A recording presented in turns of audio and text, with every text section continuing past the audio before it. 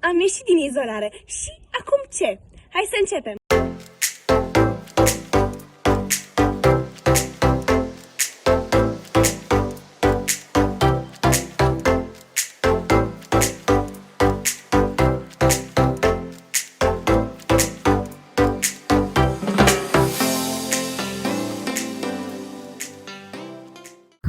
Bine v-am regăsit! Sper că sunteți cu toții bine!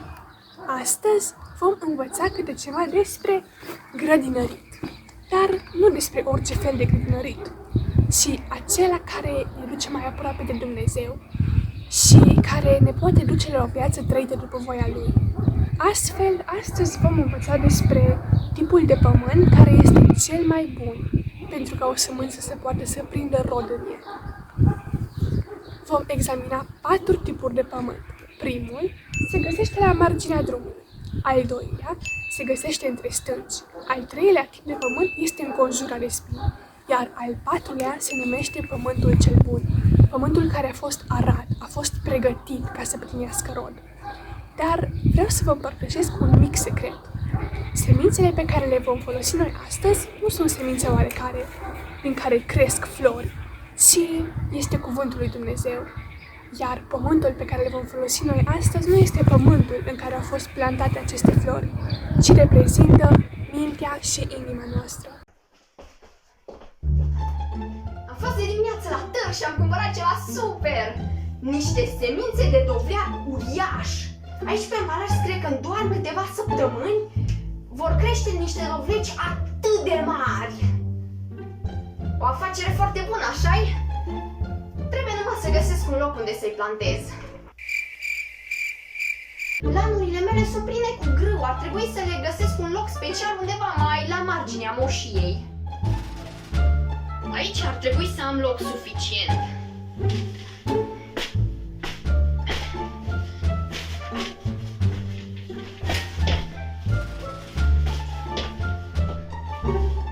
Pământul ăsta e prea greu de săpat, cred că o să pun aici pur și simplu semințele și o să crească până la urmă, indiferent de condiții, cred.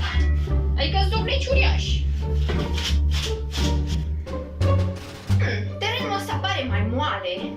Cred că restul de semințe o să le plantez aici. Sper numai să nu treacă pe aici pe drum vreun vecin sau vreun animal și să mi le fure.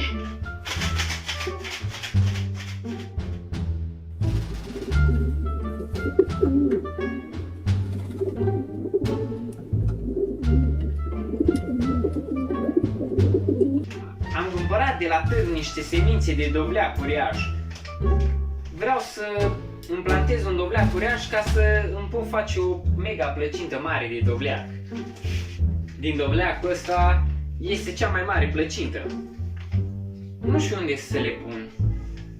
Am aici grădina mea de trandafiri pe care o iubesc foarte mult. Cred că o să-mi pun dovleacul acolo, pentru că trandafirii mei au crescut foarte mari. Așa că sigur și dovleacul ăsta o să crească sănătos. Semințe de dovleac. Le-am luat din târg. Vânzătorul spunea că vor crește dovleci uriași și sper că așa va fi, fiindcă în toamnă vreau să particip la concursul fermierilor. Vreau să am cel mai mare dovleac. Pământ fertilizat de calitate și o însămânțare corectă. Ar trebui să-mi asigure succesul.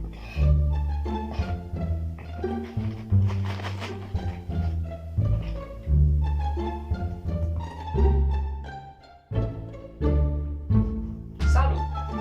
Vrei să afli un super secret? Da, Vecinul nostru plănuiește să câștige competiția fermierilor și a cumpărat chiar și semințe de dovleci uriași. Dar vrei să știi un secret și mai mare? ce? Și eu mi-am cumpărat! Și eu! Semințele de dovleac există de la târg. Exact acelea! Am o super idee! Ar trebui să ne înscriem și noi în competiție și să-l învingem cu dovlecii noștri, iar după îi putem transforma în plăcinte! Ție ți-au crescut dovleci uriași? Nu. Nici a mei nici n-au ieșit încă din pământ. Oare ce s-a fi întâmplat? Doar nu erau stricate semințele, nu? Sper că nu. Da, eu cred că așa cresc dovleci uriași, e normal. Vecine, tu ne-ai sabotat cumva? Da, adică numai semințele tale au crescut, chiar dacă toți le-am cumpărat din același loc. Nu, stați să vă explic cum stă treaba. Privește aici, solul acesta nu este bun de nimic. Nu pot să plantez nimic, este prea tare. Rădăcinile vor crește, dar se vor usca de la soare. Priviți! Aici, pe drum, sunt o mulțime de păsări. Păsările vin și mănâncă semințele. Acest sol este foarte bun, dar din păcate trandafirii și culturile tale au sufocat semințele. Hai să vă arăt acum cât de important este un sol bun. Priviți!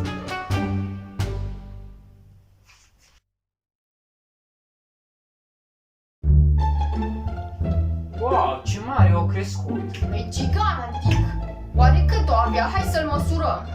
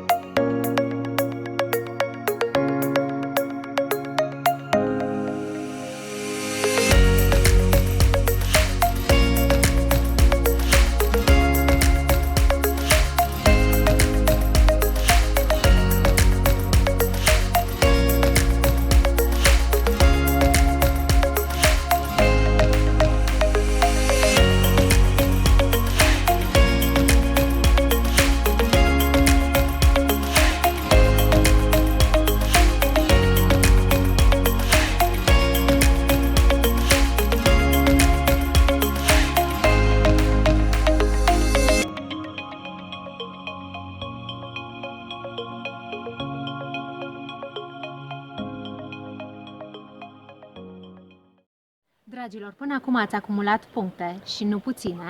Pentru aceasta să știți că avem câștigători. Vreți să știți care? Câștigătorii primei serii sunt Raul și Finea Streță cu 15.000 de puncte, care se află pe primul loc, iar pe al doilea loc cu 12.000 de puncte, Daniela Toancă. Felicitări! Alți câștigători cu 3.000 de puncte se află David Dumitraș și Crișan Ioase.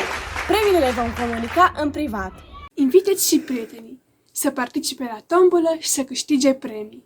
Dacă ai puncte, nu uita să lași un comentariu cu obiectul pe care ți-l dorești și îl vei primi.